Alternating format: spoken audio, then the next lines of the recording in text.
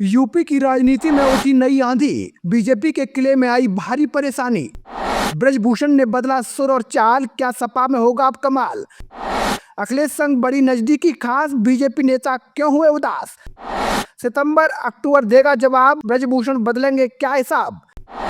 नमस्कार, मैं हूं आपका अपना मुकेश उपाध्याय। दोस्तों, उत्तर प्रदेश की राजनीति में इस समय एक ऐसी चर्चा चल रही है जिसने सत्ता पक्ष से लेकर विपक्ष तक हलचल मचा दी है। दावा किया जा रहा है कि भारतीय जनता पार्टी के कद्दावर नेता, पूर्व सांसद और पूर्व कुश्ती महासंघ अध्यक्ष ब्रजभूषण शरण सिंह अब नया राजनीतिक रास्ता तलाश रहे हैं। कहा जा रहा है कि उनकी समाजवादी पार्टी प्रमुख अखिलेश यादव से बातचीत आखिरी दौर में पहुंच चुकी है और अगर ये सब कुछ ठीक रहा तो सितंबर या अक्टूबर तक ब्रजभूषण शरण सिंह सपा के मंच पर नजर आ सकते हैं। जी हाँ, अगर ऐसा होता है तो ये सिर्फ एक नेता का दल बदल नहीं होगा, बल्कि उत्तर प्रदेश की राजनीति में बड़ा भूचाल साबित हो सकता है, क्योंकि ब्रजभूषण शरण सिंह सिर्फ नाम नहीं है, वो पूर्वांचल की राजनीति में एक बड़ा प्रभाव रखने वाले नेता माने जाते हैं। खास तौर पर गोंडा, बलरामपुर, अयोध्या, बहराइच आसपास के जिलों में उनका मजबूत जनाधार माना जाता है। अब सवाल उठता है कि आखिर इस दावे को हवा क्यों मिल रही है। इसकी सबसे बड़ी वजह है ब्रजभूषण सिंह के हालिया बयान।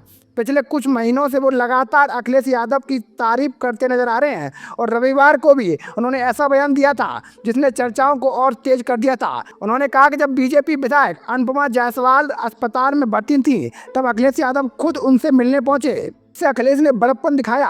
ब्रजभूषण शरण सिंह ने कहा कि अखिलेश के जाने के बाद बीजेपी नेताओं की कतार लग गई।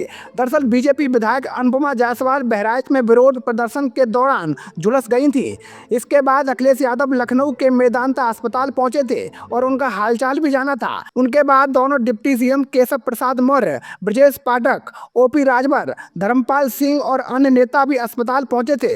ब्रजभूषण शरण सिंह के इस बयान को सिर्फ तारीफ नहीं बल्कि एक राजनीतिक संकेत माना जा रहा है, क्योंकि जब बीजेपी का बड़ा नेता विपक्षी नेता की खुलकर सराहना करे तो संदेश दूर तक जाता है। लेकिन कहानी यहीं खत्म नहीं होती। ब्रजभूषण सिंह की नाराजगी की जड़ 2024 के लोकसभा चुनाव तक जाती है। बीजेपी ने कैसरगंज सीट से उनका टिकट काट दिया था और उनकी जगह उनके छोटे बेटे कर्णभूषण सिंह को मैदान में उतारा गया। उस समय ब्रजभूषण ने खुलकर नाराजगी तो नहीं दिखाई, लेकिन अंदरूनी दर्द कई बार सामने आया।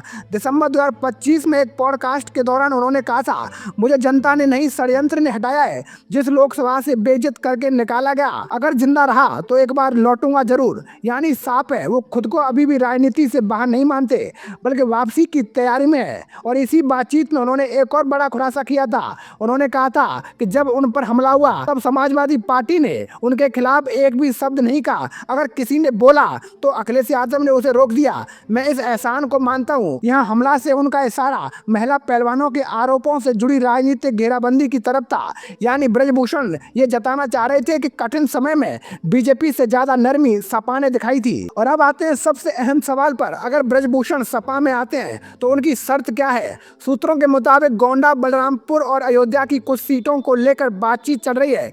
कहा जा रहा है कि वो 20 से 25 विधानसभा सीटों पर टिकट वितरण में अपनी भूमिका चाहते हैं। अगर ऐसा होता है तो सपा को पूर्वांचल में बड़ा फायदा मिल सकता है, क्योंकि ब्रजभूषण के पास जातीय समीकरण, संगठनात्मक पकड़ और स्थानीय प्रभाव तीनों ही है। लेकिन दूसरी तरफ चुनौतियां भी कम नहीं है। उनके बड़े बेटे प्रतीक भूषण गोंडा से बीजेपी विधायक हैं, जबकि छोटे बेटे कर्णभूषण कैसरगंज से बीजेपी सांसद। अगर पूरा परिवार सपा में आता है तो छोटे बेटे की सांसद सदस्यता पर संकट खड़ा हो सकता है और अगर परिवार बटा हुआ दिखता है तो राजनीतिक संदेश कमजोर जाएगा। अब सबसे बड़ा सवाल है, अखिलेश यादव क्या चाहते हैं। अखिलेश यादव जो 27 के विधानसभा चुनाव को लेकर हर मजबूत चेहरे को साथ जोड़ने की रणनीति पर काम कर रहे हैं, वो जानते हैं कि बीजेपी को चुनौती देने के लिए सिर्फ यादव मुस्लिम समीकरण काफी नहीं होगा, बल्कि नए सामाजिक समीकरण बनाने होंगे। ऐसे में ब्रजभूषण जैसे नेता सपा के लिए राजनीतिक तौर पर उपयोगी साबित हो सकते हैं। लेकिन दूसरी ओर सपा की छवि, महिला वोट बैंक और पुराने कार्यकर्ताओं की नाराजगी जैसे मुद्दे भी सामने हैं।